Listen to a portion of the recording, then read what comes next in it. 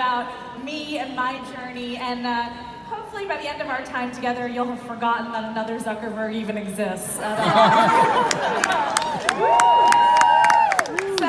I graduated from Harvard University, which I know that's such an obnoxious first thing to come out of my mouth, like, look at me, I went to Harvard, but that other Zuckerberg did not graduate from Harvard. That's right. So, score one for Randy, that's it. That's my only score one, thank you. I can go home now, that's it, no. One thing most people don't know about me though is that my dream in life was to sing on Broadway. It was not to like go work in social media or be at the front lines. Quite frankly, that didn't exist when I was younger. That was not a dream that you could even have. My first week at Harvard, I got flat out rejected from the music major. So that was a bummer, and that was also at age 18, my first entrepreneurial pivot. I know we talk a lot, pivoting is a big buzzword in business today, but at age 18, I had to figure out a new direction for my life.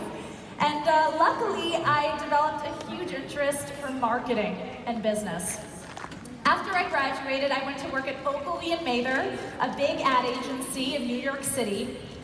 And that's actually where I think one of the luckiest things happened to me. It did not seem lucky at the time. There were 40 of us who started in the entry-level class together.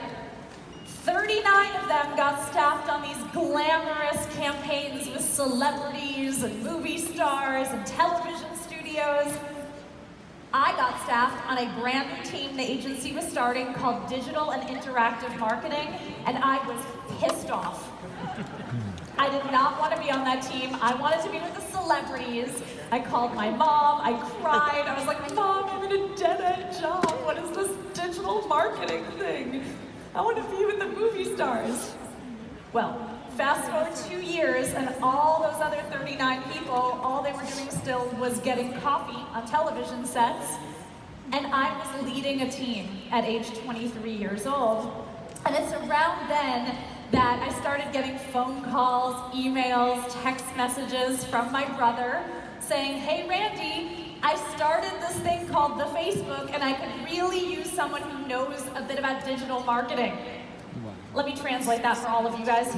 I need someone who will work for free. That's really what he meant by that. And I really wish that I could stand on stage in front of all of you today and say that the reason that I got on that plane was because I had the business foresight to know that Facebook was going to be this multi-hundred-billion-dollar company.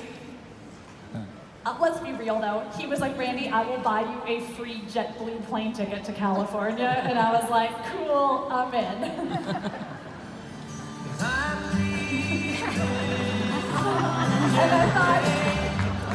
I thought it was gonna be so glamorous, you guys. I had never been to California in my life before I stepped on that plane, so everything in my mind was about like glamour and celebrity, and then yeah, I got there and it was the least glamorous place I have ever seen in my entire life.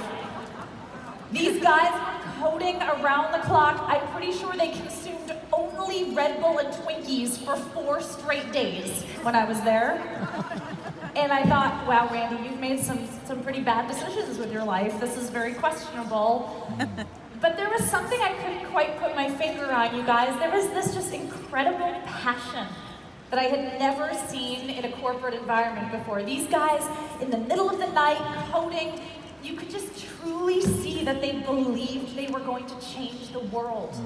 And that even at such a young age, they owned their success, they owned their failure. It was all on them. Honestly, it was one of the most exciting things I've ever seen in my life. And I had never really been in an entrepreneurial environment like that before, so I decided, you know what? I'm gonna give it a shot. Yeah. Woo! Solo dance party on stage at 10 a.m. In case you haven't figured it out already, my specialty is being awkward, so I'm just gonna own it, because that's what I'm good at, so thanks. When I started at Facebook, there were about 12 of us in this tiny little office above a Chinese restaurant in Palo Alto, California. When I